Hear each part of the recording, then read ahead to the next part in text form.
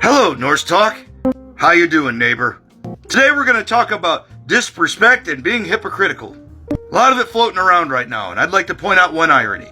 How does it make you feel when you see a supremacist wearing a hammer? When they have our symbols tattooed on them, or they use them as dog whistles?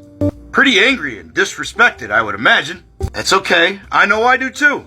So how do you think indigenous people feel when you do that with your war paint? This is the modern age, yes, and you are entitled to a freedom of expression. It just shows a lack of understanding. I would encourage many of you to take that hammer around your neck as a representative of us and go learn. Build a bridge with it. I have many friends that are of other cultures and religions. Just from observing and absorbing, I've learned a lot. And I think that's part of our problem. Well, that and the abundant lack of listening. Just because somebody's trying to correct you or educate you doesn't mean they're attacking you.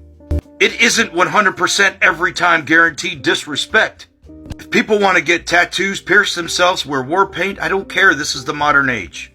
It's beautiful, and it honors the gods, brings attention to us. I don't care if you shake what your mama gave you.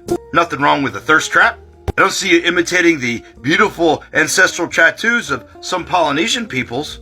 So why isn't anybody listening about the line? I have several friends with those. It's at that point where you cross the line like a certain man with a velcanet on his chest and a buffalo headdress. Or seeing the bad Othala rune on a Patriot front shield. At what point are you doing the same?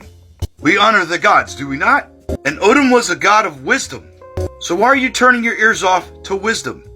We can all agree that blackface is inappropriate and abhorrent.